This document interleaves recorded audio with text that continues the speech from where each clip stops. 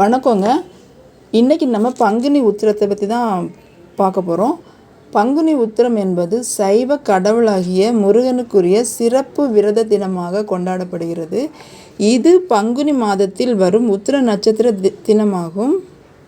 தமிழ் மாதங்களில் 12ஆம் மாதம் பங்குனி, நட்சத்திரங்களில் 12ஆம் நட்சத்திரம் உத்திரம். எனவே 12 கை வேலவனுக்கு சிறப்பான தினமாக கொண்டாடப்படுகிறது. அநேகமான முருகன் கோயில்களில் இத்தினத்தில் வருடாந்திர திருவிழாக்கள், அதாவது மகா உற்சவம் நடைபெறும். பங்குனி உத்திரத்தின் சிறப்பு என்னன்னா, இது ஒரு கல்யாண விரத நாள் என்று அழைக்கப்படுகிறது. அதாவது சிவன் பார்வதி, ராமன் சீத்தை, முருகன் தேவயானை, ரங்கநாதன், ஆண்டாள் ஆகியோரின் திருமணங்கள் இத்தினத்தில் நடைபெற்றதாக கருதப்படுகிறது.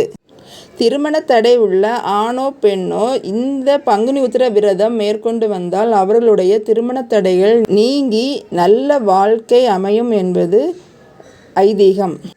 இந்த பங்குனி உத்திர திருநாளில் காலையிலேயே கண் விழித்து குளித்துவிட்டு அருகில் உள்ள முருகன் கோயிலுக்கு சென்று வழிபட்டு வரலாம்.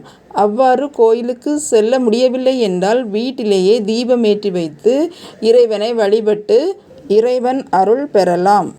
உத்திரம் நட்சத்திரம் ஆரம்பம் ஏப்ரல் 10, 2025 அன்று மதியம் 12:24 முதல். உத்திர நட்சத்திரம் முடிவு ஏப்ரல் 11, 2025 அன்று மதியம் 3:10 வரை. இந்த விரதத்தை மேற்கொள்வதால் நம்முடைய குடும்பம் மேலும் மேலும் செல்வச் செழிப்போடும், மன நிம்மதியோடும், ஆரோக்கியத்தோடும், நீண்ட ஆயுசோடும் எல்லா வளமும் கிடைக்கும்.